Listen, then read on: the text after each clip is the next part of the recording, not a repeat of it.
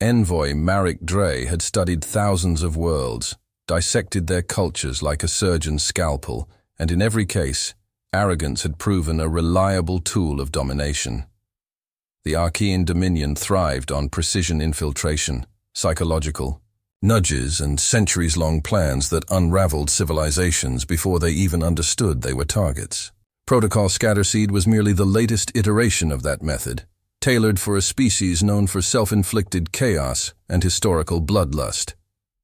Marek leaned back in his diplomatic cradle aboard the Dominion cruiser Varine's Mercy, reading the final intel packet on Earth with a lazy flick of his ocular ridge. Political tribalism, global economic disparities, religious tensions, fractured digital discourse. Humans, he concluded, were basically pre-sliced. All he had to do was sprinkle a bit of doubt, whisper to the right extremist faction, leak a few, fabricated alien communiques into rival governments, and Earth would eat itself from the inside out like all the others. The perfect operation for a diplomat too clever for fieldwork, but not clever enough to climb the Central Council. This was his consolation prize. Babysit a backwater firecracker, stoke the flames, collect applause. But something itched at him as the cruiser broke the atmosphere. The coordinates the Earth Unity Accord sent were precise, down to atmospheric vectors and gravitational tolerances. And the spaceport they were landing at wasn't a patchwork scaffold of human stubbornness and duct-taped ambition. It was clean, humming with alien tech, its spires glowing with stabilized fusion lattice. Built in a month, his file claimed. Marek had seen star nations take years to reach this stage. He stepped off the ship with a scoff forming on his tongue and stopped short. There were crowds, not chaotic mobs, not starstruck primitives, but organized cheering clusters. Flags of Earth's nations waved in a synchronized pattern beneath animated banners in standard Galactic welcoming Envoy Marek Dre, honored guest of the Accord. Not even the Dominion Council greeted its own with this much ceremony. Young woman approached, tall, poised, a flawless, neutral expression on her face. President Ayla Trent will see you once you've been debriefed. She recommends the lemon tea. Her smile was razor-thin, practiced, and utterly unreadable. Marek was ushered into a temporary embassy suite that looked anything but temporary. The furniture reconfigured based on his biometric pulse. The walls displayed historical context. Clips at a glance. The ceiling adjusted its transparency to match Dominion cycles. This was not a world struggling to catch up. This was a world that had sprinted ahead while no one was looking. Over the next 72 hours, Marek's discomfort grew in proportion to Earth's competence. Meetings were conducted with frightening efficiency. Human representatives showed knowledge of interspecies politics even Marek hadn't internalized. Their questions were surgical, their tone professional, but their eyes, calculating, always calculating. Sergeant Leo Brooks was assigned as his military liaison. We figured you'd want a soldier nearby, just in case you felt brave, the man said with a grin so charming it was terrifying. Don't worry, I've been briefed on your briefing, even the part you don't think I know. Marek started, digging, bypassing standard diplomatic protocol. What he found was worse than sabotage. It was orchestration. Earth's factional chaos hadn't disappeared. It had been channeled, redirected like river flow through an artificial delta. Their disagreements weren't eliminated. They were gamified, analyzed, and monetized into innovation engines. The Earth Unity Accord wasn't a utopia. It was a tactical merger under pressure, built with the speed of desperation and the cunning of survival. Marek, by now sweating through his neck folds, sent a confidential message back to High Minister Velok. Proceed with scatterseed deployment, he wrote. But be advised, Earth is expecting us. The reply was delayed, not uncommon, but by the time he received a curt proceed as planned, he'd already spotted Dominion PSYOP codes embedded in anti-government broadcasts, and humans actively debunking them before they gained traction. They were intercepting the Dominion's operations in real time. Marek stood by the windows of his suite on the 40th floor, watching children playing near the landing pads where a new delegation from the Valari species had just disembarked, 2 days early. The Valari were still Dominion allies. Technically, he looked down at his datapad, at the latest political simulation run. Earth wasn't the weakest link. It wasn't even a link in the chain. It was breaking the mold entirely. For the first time in his career, Marek felt outpaced. He had come to manipulate fractures, and found a species that had forged those same fractures into armor. Stars, he muttered to himself, draining the last of his drink and staring at the fusion-lit skyline. They're not surviving us. They're replacing us. Marek Dre was not a man easily rattled. He'd orchestrated regime changes with a smile, collapsed planetary economies with a signature, and lied with elegance to entire species without blinking.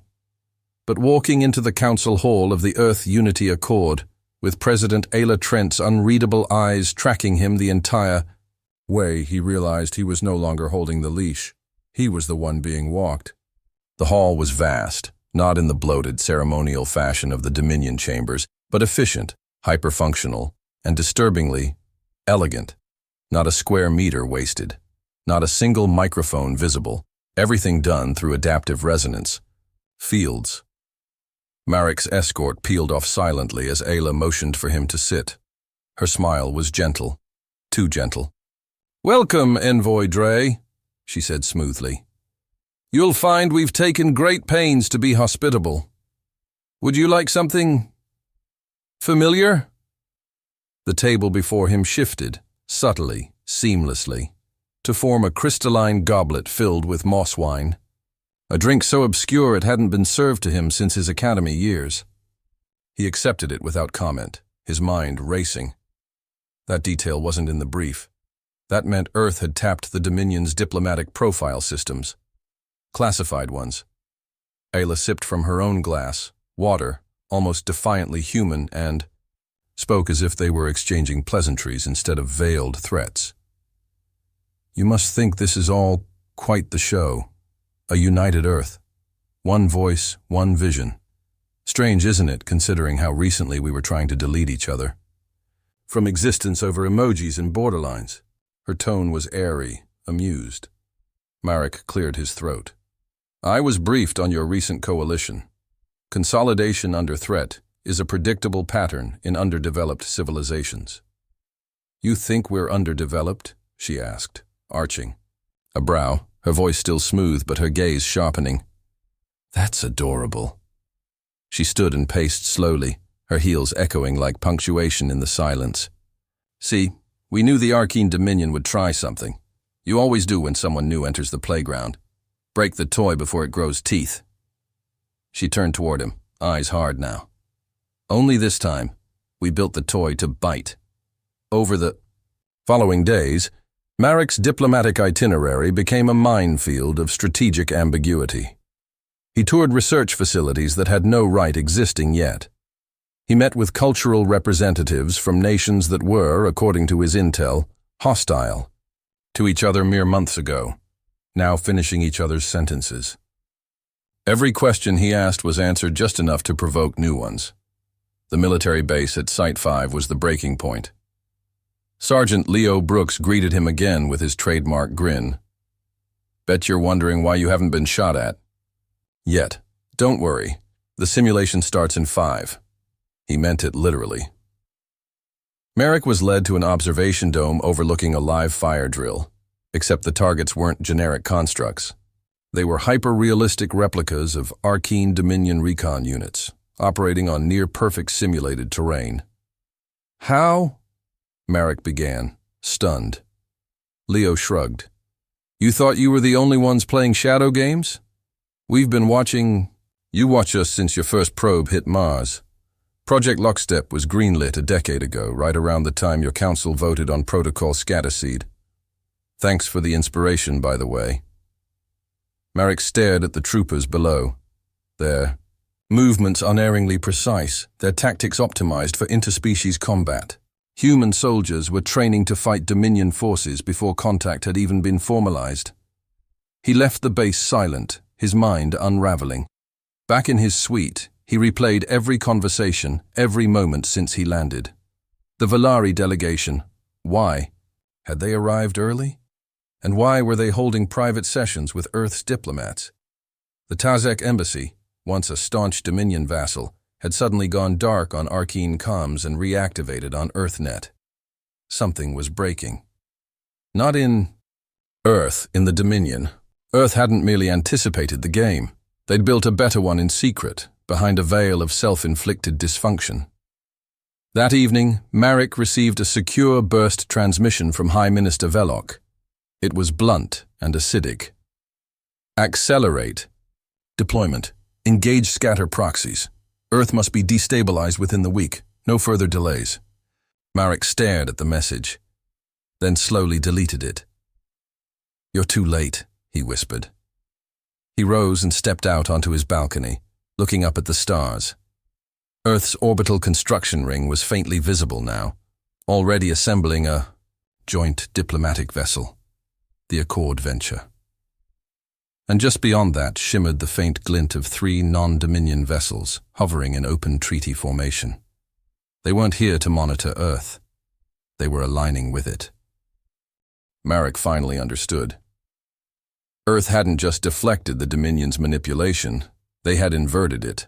Forced unity, precision chaos, and now the other species were beginning to see the gravitational pull of a new kind of leadership. Something fresh, something dangerous. "They didn't rise to meet us," Marek said softly, gripping the railing. "They're building a ladder above us." The illusion of control shattered completely the moment Marek Dre walked into what was supposed to be a low-profile interspecies tech demonstration. He had anticipated a few smug human engineers, perhaps some Dominion scientists still naive enough to believe in the hierarchy of information flow. Instead, the room held representatives from 7 alien species, 3 of whom were technically still members of the Arcane Dominion. They stood in a semicircle around Dr. Rena Kale, a human quantum theorist with the demeanor of a poet and the mind of a neutron bomb, who, without any visible sense of scale or restraint, was casually explaining how Earth's newly stabilized singularity lattice drive worked. "Of course," she said, sweeping her hand through a holographic projection of the system, "we realized traditional warp folds were too neat. So we unraveled the boundary conditions of gravitational coherency instead. It's like teaching space-time to stutter on purpose." One of the Tazek scientists blinked. "That would make Dominion field drives obsolete." Rena beamed. "Exactly. But don't worry, we open-sourced the whole thing last night. It's already on 3 interstellar networks." Marek didn't drop his datapad, but it was a near thing. Open-sourced? The Dominion's entire infrastructural advantage was built on proprietary tech, decades ahead of its vassals. This single move hadn't just broken the rules, it had rewritten them. And Earth had done it with a smile and a shrug, like it was a party favor. The alien envoys, now half turned away from Marek, were already discussing potential integrations, partnership models, and fleet retrofits. The center of gravity in the room had shifted, not just from the Dominion to Earth, but from dominance to collaboration. And collaboration, Marek realized with a bitter twist of irony, was a virus the Dominion had no antibodies for. That night, back in his suite, Marek tried to send an emergency update to High Minister Velok. The message failed to transmit. He rerouted it through 3 secure relays. All failed. When he finally accessed the satellite logs, he froze. Dominion satellites had been blocked from Earth orbit 2 hours ago, by a multilateral vote among orbiting powers. Not Earth alone, not a show of national muscle, but a coordinated act by 7 species who had, until very recently, been Dominion dependents. His fingers tightened around the edge of his console as the truth descended in stages. They weren't just losing Earth. They were hemorrhaging control over the galactic narrative. Worse, Earth was offering something no power had ever dared: shared authorship.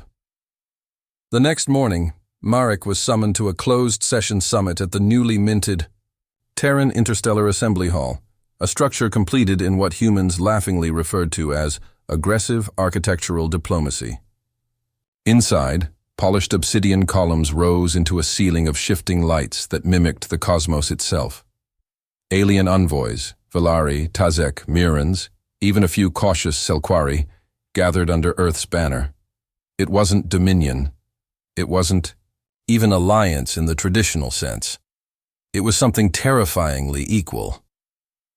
President Ayla Trent stood at the head of the chamber, flanked by Leo Brooks in full-dress uniform and Dr. Kale in an absurdly casual lab coat.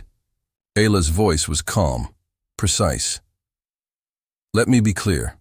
We're not here to lead the galaxy. We're here to change the terms of what leadership looks like. The Stellar Accord is voluntary, transparent, and non-hierarchical. You join as equals. Or, you don't join at all. Murmurs spread like wildfire. Marek's gaze swept the room. The fear wasn't of Earth's weapons. It was of Earth's model. Of a system that made obedience obsolete and offered dignity in exchange for autonomy. When the Dominion's representative stormed in, face twisted in fury, Marek expected Earth to counter with aggression. Instead, Leo Brooks simply smiled and said, "Nice of you to join us, Minister Yalvek. We saved you a seat, right next to the revolution." The minister sputtered and barked about protocol violations, unauthorized treaties, and technological theft. Ayla listened, hands folded. When he finished, she spoke softly. "You tried to fracture us. Instead, you taught us to weld." The silence that followed was electric. Marek stood slowly. His heart raced. Every instinct screamed for caution, but every fiber of his mind knew the game was over. "I came here to weaken Earth," he said, voice carrying farther than he expected. "To divide its factions, to exploit its flaws. But what I found wasn't a planet, it was a mirror. And what I saw in that mirror was the future." The words left his mouth before his caution could catch up. He turned to the stunned Dominion envoy. "We have a choice. We can integrate, evolve, or we can be remembered as the bureaucracy." That stalled while the galaxy moved on. The murmurs turned into applause. Real, organic applause. Ayla gave him the barest nod of acknowledgement, the kind that said, "We didn't need you to say it, but it helps that you did." Marek felt a strange heat in his chest, something close to shame, but edged with awe. The Dominion hadn't just miscalculated. It had underestimated the one force it had no counter for, a united species born of friction, honed by sarcasm, and driven by the sheer audacity of refusing to stay in its assigned place. Earth hadn't risen through war. It had risen through recognition of its own faults, of its potential, and of the moment to strike not with force, but with invitation. And now, Marek realized, the invitation had become irresistible. The chamber had changed. What once echoed with Dominion decrees and the pompous declarations of a galactic elite now hummed with something raw and uncontainable: momentum. Marek stood at the edge of the new summit arena, no longer a sterile, diplomatic theater, but a living organism of species and systems in flux. Above, holograms of proposed Stellar Accord charters shimmered like constellations, each line of text a nail in the Dominion's coffin. In the days since the assembly, species that had long lived under the Dominion's shadow were now stepping forward, not with rebellion, but with clarity. The Velari Confederacy defected first, citing Earth's transparency and mutual respect. Then the Mirans, long considered too devout to ever break with Arcane tradition, formally transferred their trade fleets under Stellar Accord authority.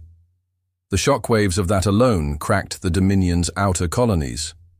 Inside the Dominion itself, splinter factions were beginning to emerge, questioning Velok's leadership, whispering about Marek Dre's betrayal, not of loyalty, but of irrelevance.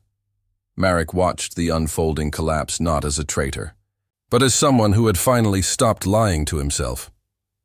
The Dominion had always feared chaos. But humanity? Humanity had turned chaos into a forge. And now, the galaxy was being recast in its image. The final summit convened in Earth's orbital platform, the Accord venture, gleaming like a shard of purpose above the world that had redefined power. Marek entered the central chamber dressed in Dominion blues, but without the insignia. He was no longer its envoy. He was something stranger, a relic turned witness. Ayla Trent stood at the central platform, her gaze serene as always. But behind her calm eyes burned the unmistakable fire of revolution won not by blood, but by speed. She welcomed the gathered species with precise language. This is not a coup. It is a correction. Power should not be about distance from the truth. It should be about proximity to it. And if we are to move forward, we must do so together. Not bound by ancient empires, but by the urgency of becoming better. No applause followed. Not because the words weren't powerful, but because everyone in the room understood the weight behind them. The vote came next, each representative, rising in turn to affirm the formation of the Stellar Accord as the new galactic standard. When it came to Marek, he stood silently for a moment longer than the others, then simply said, "Yes." It was a small word, but in it echoed the failure of an empire and the beginning of something terrifyingly new. But Velok did not come to concede. He arrived 2 hours later, flanked by what remained of Dominion loyalists, projecting arrogance like a fading star emitting its final light. He burst into the chamber and demanded the floor, shouting about galactic law, betrayal, and the treasonous actions of Marek Dre. Ayla stepped back and allowed him to speak without interruption, because she understood the silence that followed would be louder. When Velok finally stopped, panting and defiant, Marek turned to face him one last time. "You always feared humans," he said softly. "Not because they were violent or disordered, but because they made choice contagious. You offered stability through obedience. They offered purpose through uncertainty. And that is something no empire can withstand." Velok laughed, bitter and broken. "Do you think this chaos will last?" Ayla answered this time, stepping forward with a smile that wasn't warm. "No, but it will evolve, and that's more than your Dominion ever allowed itself to do." Without ceremony, without violence, the Dominion delegation was escorted from the chamber, obsolete not by war, but by speed and vision. The final signing of the Stellar Accord was broadcast across the known galaxy. Billions watched as species, once bound by fear, now signed with steady hands. And above them all, Earth sat not as ruler, but as fulcrum, balancing power with the wild, unpredictable brilliance that had brought them here. Marek stood by the observation deck that night, glass in hand, watching Earth below. Its oceans reflected the distant stars, its cities pulsed with life and noise and invention. Ayla joined him quietly. "I thought you'd leave," she said. "I will," Marek replied. "Eventually. But first, I want to see how the future behaves when no one is steering it from behind a curtain." She nodded once, then smirked, faintly. "You know what the worst part is?" He glanced at her. "What?" She looked back at the planet. "We didn't win by being clever. We won by being watched. You tried to break us, and in doing so, made us look at ourselves. All of us. And once we did, we stopped seeing enemies and started seeing possibilities." Marek chuckled, raising his glass. "So, in a way, I helped." "You did," she said dryly. "Accidentally. Which, honestly, is very on brand for the Dominion." He laughed, and the stars outside burned a little brighter. Below them, the world turned, not with the cold precision of empire, but with the reckless, unstoppable energy of something no longer willing to wait for permission.